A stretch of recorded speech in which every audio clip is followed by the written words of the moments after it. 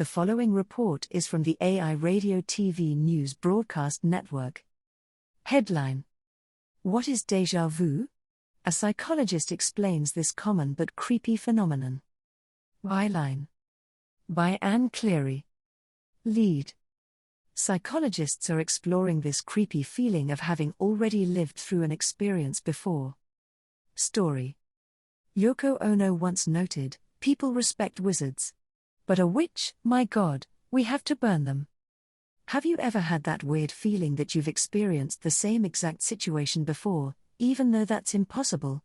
Sometimes it can even seem like you're reliving something that already happened.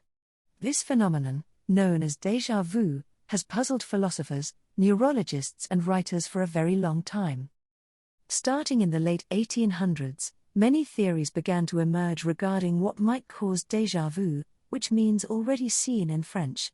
People thought maybe it stemmed from mental dysfunction or perhaps a type of brain problem.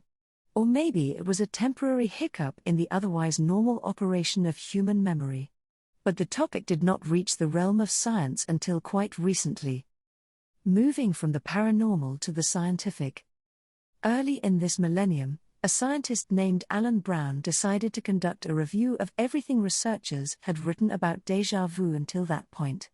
Much of what he could find had a paranormal flavor, having to do with the supernatural, things like past lives or psychic abilities. But he also found studies that surveyed regular people about their déjà vu experiences. From all these papers, Brown was able to glean some basic findings on the déjà vu phenomenon. For example, Brown determined that roughly 2/3 of people experience déjà vu at some point in their lives.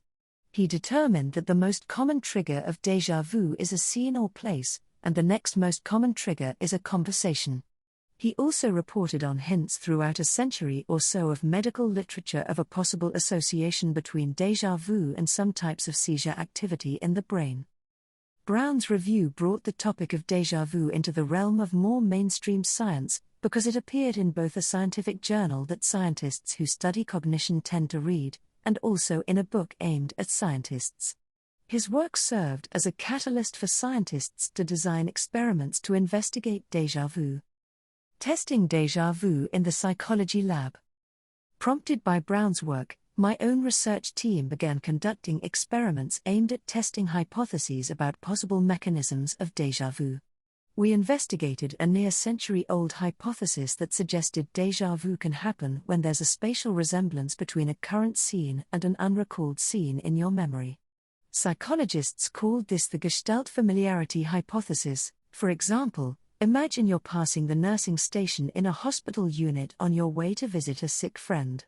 Although you've never been to this hospital before, you are struck with a feeling that you have.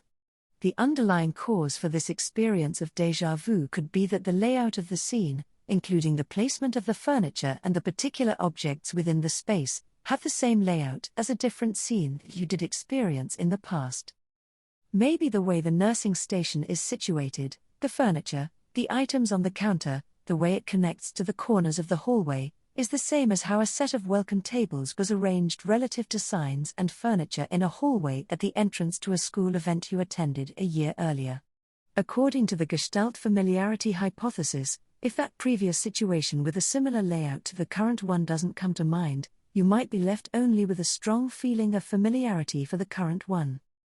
To investigate this idea in the laboratory, my team used virtual reality to place people within scenes. That way we could manipulate the environments people found themselves in. Some scenes shared the same spatial layout while otherwise being distinct. As predicted, déjà vu was more likely to happen when people were in a scene that contained the same spatial arrangement of elements as an earlier scene they viewed but didn't recall.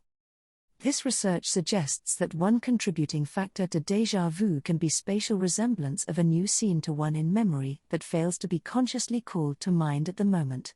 However, it does not mean that spatial resemblance is the only cause of déjà vu. Very likely, many factors can contribute to what makes a scene or a situation feel familiar.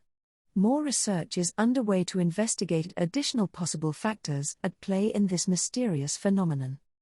For more news and features from AI Radio/TV News, visit www.ai-radio.tv. Radio News. CA.